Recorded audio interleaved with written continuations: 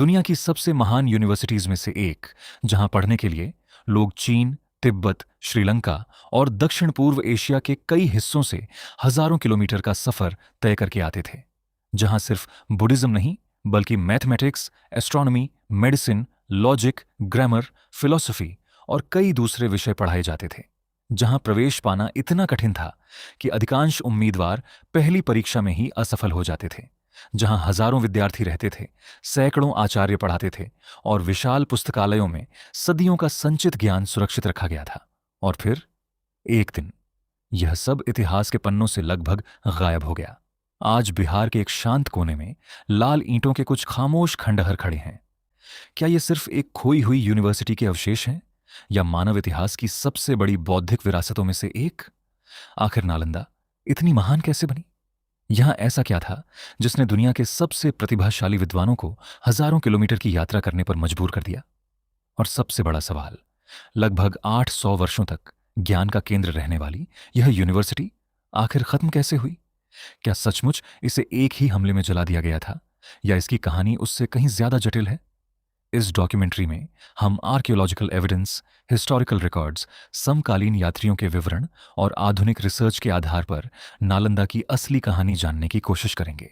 इतिहास और प्रमाणों की मदद से हम जानेंगे कि नालंदा इतनी महान कैसे बनी और आखिर इसका अंत कैसे हुआ। नमस्कार, द वॉल्ट फाइल्स में आपका स्वागत है। आज हम आपको लेकर चलेंगे लगभग 1500 साल पीछे और जानेंगे नालंदा की असली कहानी। एक ऐसी यूनिवर्सिटी जिसने सदियों तक पूरी दुनिया के विद्वानों को अपनी ओर आकर्षित किया और जिसकी विरासत आज भी इतिहास के सबसे बड़े रहस्यों में से एक मानी जाती है। उस दौर में जब भारत सिर्फ शक्तिशाली साम्राज्यों के लिए नहीं, बल्कि ज्ञान के लिए भी पूरी दुनिया में प्रसिद्ध था। नालंदा की शुरुआत आखिर कैसे हुई? इसकी नींव किसने रखी? और दुनिया के इस महान ज्ञान केंद्र के लिए नालंदा को ही क्यों चुना गया?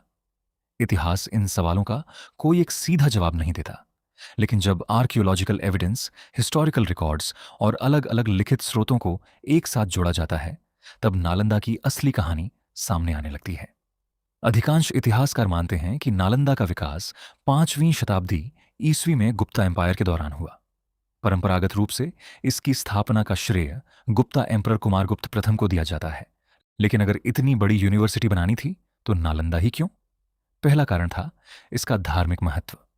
बौद्ध परंपराओं के अनुसार भगवान बुद्ध कई बार इस क्षेत्र में आए थे। पास ही राजगृह यानी आज का राजगीर और कुछ दूरी पर बोधगया था, जहां बुद्ध को ज्ञान प्राप्त हुआ। यानी यह क्षेत्र पहले से ही आध्यात्मिक और बौद्धिक गतिविधियों का प्रमुख केंद्र था।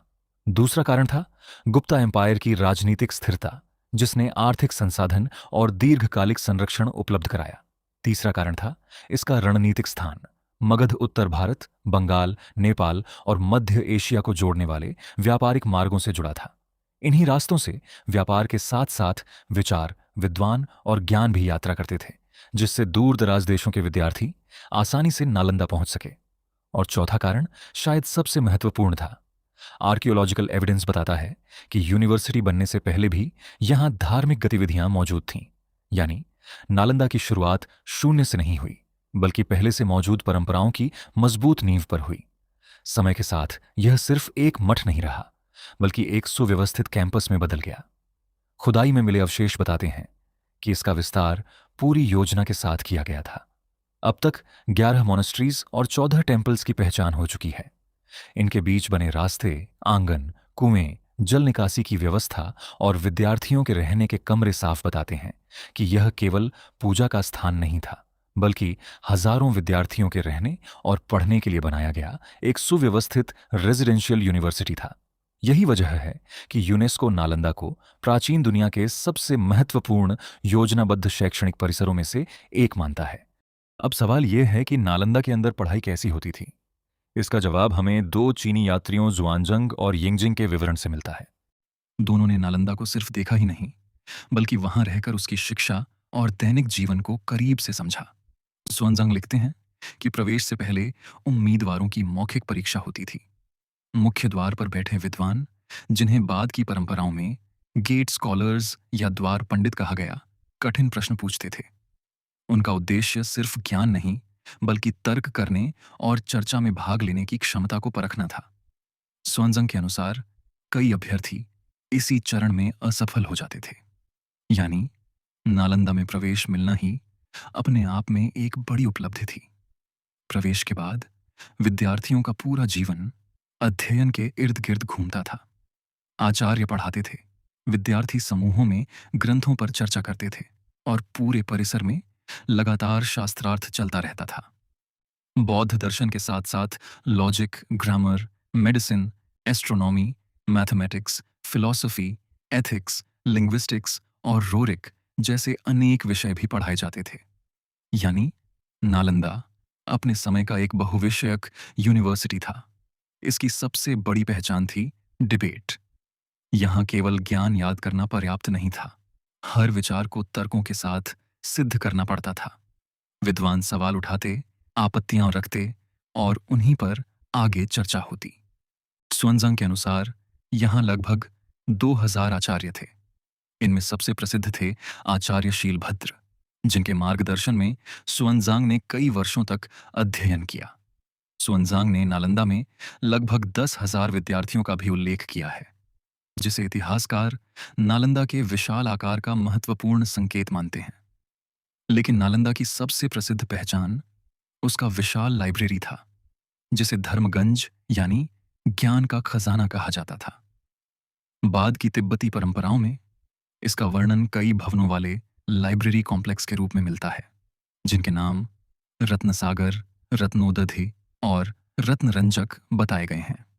नालंदा में दुर्लभ पांडुलिपियों का विशाल संग्रह मौजूद था। इसका सबसे बड़ा प्रमाण यह है कि श्वांगजान और बाद में यिंगजिंग बड़ी संख्या में संस्कृत ग्रंथ अपने साथ चीन लेकर गए। यानी नालंदा का ज्ञान केवल भारत तक सीमित नहीं रहा, बल्कि यहीं से पूरे एशिया में फैल गया। 7वीं शताब्दी तक नालंदा एक इंटरनेशनल यूनिवर्सिटी बन चुकी थी। यहाँ चीन, तिब्बत, कोरिया, नेपाल, श्रीलंका और दक्षिण पूर्व एशिया से विद्यार्थी आते थे। भाषाएं और संस्कृतियां अलग थीं, लेकिन उद्देश्य एक ही था, ज्ञान। भारत से लौटते समय सुआनजान अपने साथ बड़ी संख्या में संस्कृत ग्रंथ भी ले गए। बाद में उनके अनुवादों ने बौद्ध दर्शन को चीन और पूर्वी एशिया तक पहुंचाने में महत्वपूर्ण भूमिका निभाई। ये जिनके अनुसार यहां जीवन अत्यंत अनुशासित था। अधिकांश समय अध्ययन, चर्चा, धार्मिक अभ्यास और ग्रंथों के संरक्षण में बीतता था। यानी नालंदा सिर्फ पढ़ाई का स्थान नहीं, बल्कि अपने समय का एक जीवंत रिसर्च सेंटर था। समय के साथ नालंदा लगातार आगे बढ़ती रही। 8वीं से 12वीं शताब्दी के बीच पाला डायनेस्टी ने इसे भरपूर संरक्षण दिया। धर्मपाल और देवपाल जैसे शासकों के समय नए मठ बने, नए मंदिर बने और कैंपस का विस्तार हुआ। इसी काल को नालंदा का गोल्डन एज माना जाता है। अब यह सिर्फ भारत की नहीं, बल्कि पूरे एशिया के ज्ञान का सबसे प्रभावशाली केंद्र बन चुकी थी। लेकिन इतिहास में कोई भी स्वर्ण युग हमेशा नहीं रहता। लगभग 800 वर्षों तक ज्ञान का यह केंद्र फलता फूलता रहा। फिर राजनीतिक परिस्थितियां बदलने लगीं, संरक्षण कम होने लगा और धीरे धीरे नालंदा की सबसे कठिन परीक्षा शुरू हुई। क्या यह महान संस्थान समय की इस परीक्षा को पार कर पाया, या यहीं से शुरू हुई नालंदा के पतन की कहानी? लगभग 400 वर्षों तक पाला डायनेस्टी ने नालंदा को संरक्षण दिया, लेकिन 11वीं शताब्दी के अंत तक पाल साम्राज्य कमजोर होने लगा। क्षेत्रीय शक्तियां उभरने लगीं, संसाधन बांटने लगे और इतने विशाल शिक्षा केंद्रों को मिलने वाला संरक्षण धीरे धीरे कम हो गया। इसी दौरान उत्तर भारत में तुर्क सेनाओं का विस्तार तेजी से हो रहा था। उनका लक्ष्य रणनीतिक शहरों और राजनीतिक केंद्रों पर कब्जा करना था। 12वीं शताब्दी के अंत में तुर्क सेनापति मोहम्मद बख्तियार खिलजी ने बिहार और बंगाल में तेज सैन्य अभियान चलाए। कुछ ही वर्षों में उसने कई महत्वपूर्ण क्षेत्रों पर नियंत्रण स्थापित कर लिया। इन्हीं अभियानों के दौरान बिहार के प्रमुख बौद्ध महाविहार भी संघर्ष की चपेट में आए। इस घटना का सबसे प्रसिद्ध विवरण फारसी इतिहासकार मिन्हाज ए सिराज जुज्जानी की पुस्तक तबकात ए नासिरी में मिलता है। इसमें बिहार के एक बड़े शिक्षण संस्थान पर बख्तियार खिलजी के हमले का उल्लेख मिलता है, जहां बड़ी संख्या में सिर मुंडाए हुए विद्वान रहते थे। सैनिकों ने उन पर हमला किया और बाद में पता चला कि वे भिक्षु और विद्वान थे। आर्कियोलॉजिकल एक्सकवेशंस ने इस सवाल का सबसे महत्वपूर्ण हिस्सा सामने रखा। खुदाई में अलग अलग मठों से जली हुई ईंटें, राख की परतें टूटी मूर्तियां और आग से प्रभावित संरचनाएं मिली। लेकिन इसके साथ ही कई इमारतों में मरम्मत और पुनर्निर्माण के भी प्रमाण मिले। अगर पूरा परिसर एक ही दिन में पूरी तरह नष्ट हुआ होता तो लगभग हर संरचना में एक जैसे विनाश के निशान मिलते। लेकिन ऐसा नहीं है। कहीं आग के प्रमाण हैं, कहीं बाद की मरम्मत और कहीं लंबे समय तक उपयोग के संकेत। इसी वजह से अधिकांश आधुनिक इतिहासकार मानते हैं कि नालंदा का पतन किसी एक दिन की घटना नहीं, बल्कि कई वर्षों तक चलने वाली प्रक्रिया था, जिसमें राजनीतिक गिरावट, आर्थिक संकट और सैन्य हमलों तीनों ने भूमिका निभाई। कुछ तिब्बती परंपराएं यह भी बताती हैं कि हमलों के बाद भी कुछ भिक्षु कई वर्षों तक नालंदा में रहकर अध्ययन और शिक्षण करते रहे। नालंदा की लाइब्रेरी में 9 मिलियन किताबें थीं और उस पर लगी आग लगातार 3 महीने तक जलती रही। यह दावा इंटरनेट, सोशल मीडिया और लोकप्रिय पुस्तकों में बार बार दिखाई देता है। कुछ स्रोत रत्नोदधि को 9 मंजिला भवन भी बताते हैं, लेकिन इन दावों की पूरी पुष्टि आर्कियोलॉजिकल एविडेंस नहीं करता। इतने बड़े शिक्षा केंद्र में हजारों दुर्लभ पांडुलिपियां सुरक्षित थीं और हमलों के दौरान उनमें से बड़ी संख्या नष्ट हुई होगी। यह नुकसान सिर्फ भारत का नहीं, बल्कि पूरी मानव सभ्यता का था। सदियां बीतती गईं और धीरे धीरे नालंदा खंडहरों में बदल गई, लेकिन उसकी कहानी समाप्त नहीं हुई। 19वीं शताब्दी में यूरोपीय विद्वानों ने स्वानजांग और येजिंग के यात्रा वृत्तांतों का अध्ययन शुरू किया। इसके बाद आर्कियोलॉजिकल सर्वे ऑफ इंडिया ने व्यवस्थित खुदाई शुरू की।